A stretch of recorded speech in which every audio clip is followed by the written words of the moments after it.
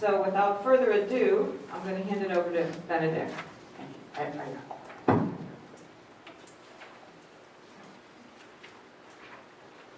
All right, good morning everyone once again. Before I could start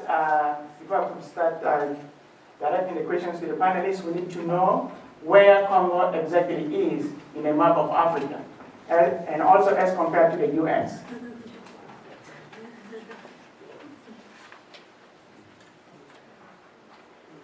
The size of land, as you can see there, the Democratic Republic of Congo, you could even see. And then the population of the Congo is about 70 million. I don't know if that has been updated, but that's what we have, 70 million. All right, let us see where the refugees are coming from. They come from Eastern Congo, and are in camps in Uganda, Rwanda, Tanzania, and Burundi.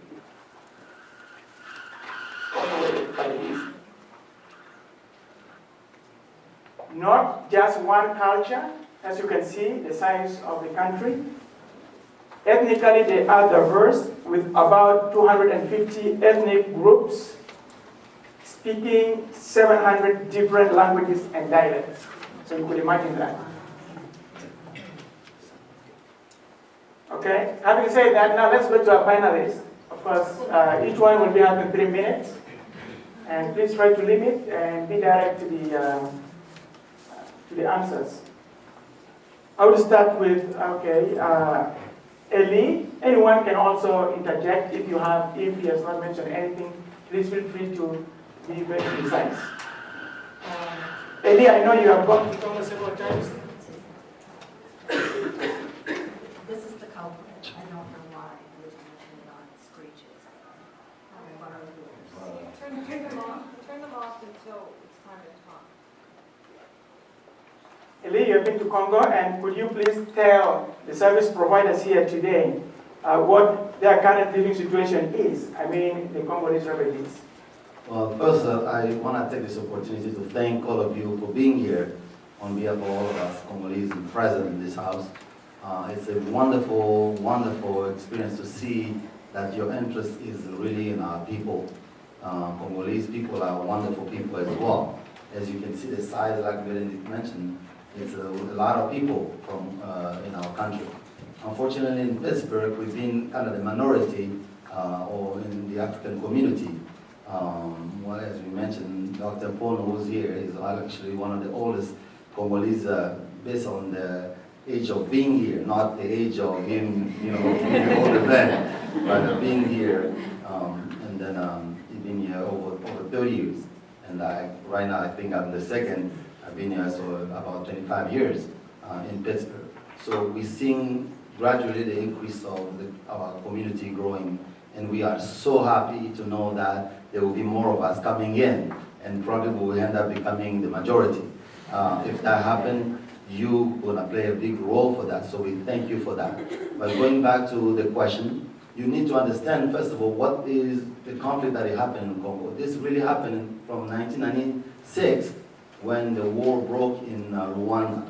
Most of the refugees, or most of the people in Rwanda during that genocide time, they fled to Congo. Congo hosted a lot of those refugees in thousands. We built camps in Congo, and most of those refugees, either they came from Congo to many places where they settled all over the world. So the Congolese, in particular that area, they were familiar already accepting people. And then, of course, the time when the Second War broke in Congo in about 1998, that they have to remove our president, the first president, the second president, Mobutu. So things changed a little bit. So Congolese now became the victim of trying to flee the country. But can you make it brief so that we can give chance also to the other panelists? Yeah, absolutely. So that is how you will see that most of those people with that experience, I will say, they are doing the spirit of unity has been part of who they are. They are resilient people, and they are people who actually, as you know, maybe you don't know, Congolese is 90% Christian. So they believe in their faith, they're very strong people, as I've been going back and forth, you will see these people in good spirit, and they're looking for some of them in their place where it will be the next country that will be in settlement. Thank you, Mr. Eli. I think we'll go to Becky. Becky, you have been also like Eli going in and out of Congo. Can you tell us exactly what is the current living situation of these refugees? I know you have been closer there, so can you tell the service providers? It's very volatile. I'm getting a lot of messages today, in fact, that there's fighting north of Goma. My familiarity is mostly with the east. That's where all of my family has been from and where they've lived since 1917. We left under political duress in 1990, and everything has been very up and down since. Right now, in Goma, there are a number of different refugee camps. One right north of Goma is Mugunga. There were messages this morning that there have been some explosions there. There's some movement. Displacement is a big issue. As soon as people are displaced, it's an area that's dominantly agriculturalist. And so displacement has a huge impact. As soon as you're off your land, imagine you were growing all of your food, you're displaced from it. Even a displacement of a couple of days makes a difference. As soon as it's longer than a week or two, you're in serious trouble. Because a lot of people are subsistence farmers in that region. And I think a lot of the refugees who come will be that will be their background. Okay, thank you so much. We are now going to our second question, and most of us in the resettlement agencies have read the research about the refugees themselves, and we have heard they have experienced some of the world's worst violence and human rights abuses in recent years. Is that consistent with your experience, and what can you tell us to expect? Becky, you can start again, and we can maybe later on go together.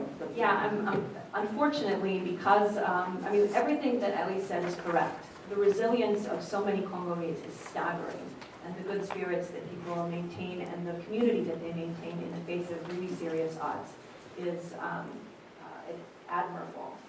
But I have a lot of interface with hospitals, and so I see disasters, and I've seen a lot of disasters. I've primarily worked with hospitals who deal with issues of sexual violence. The Heal Africa and Kanzi Foundation, I don't know if you guys are familiar with either of those. They're the biggest providers in the East of support and services to women who've been victims of sexual violence. It's a very serious issue. Men, too, have been victims of sexual violence. It's a big issue. You're going to see some pretty dramatic, trauma. And I think that people need to be aware of that. And it's an issue of taboo, and it's an issue of sensitivity, as it is pretty much everywhere. So it's going to be something that's going to require extra care to take care of.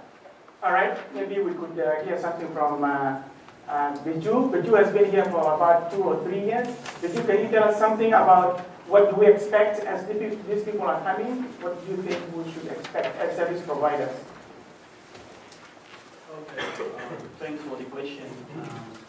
First of all, we, the Congolese community in Pittsburgh, so 2 weeks ago, we were in the meeting, we decided to set 3 major points. The first point is we're going to educate our people because most of the refugees are coming from east, but most people are living in Pittsburgh, Congolese community from west.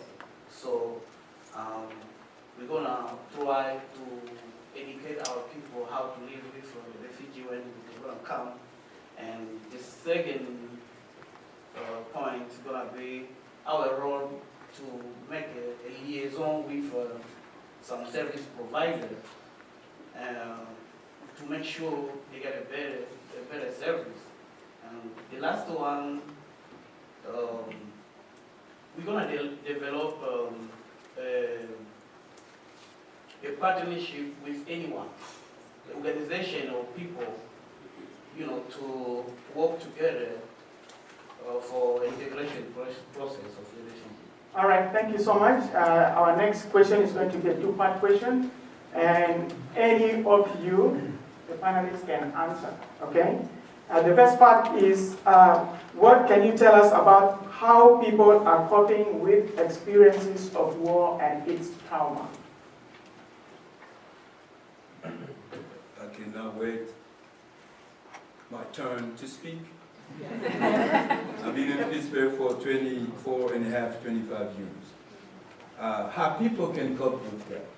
This is a very, very hard situation. People have to find a way to live according to the situation that is open to them. Before I answer the question, but we have to pose a question. Why is it that there is trouble in the east of the Congo? Because the part of the country is very rich. I want everybody to have that in their mind. There is minerals, there is the coltons, the material that they use to make cell phone that all of you have today is coming from there. And everybody want to get a portion of the part of the country. But how these people are coping with these difficulties? We talk about trauma. Trauma is a pain inflicted against of your will. Trauma is deeply, deeply hurting people when sometimes people will come rape you. They don't come with violence.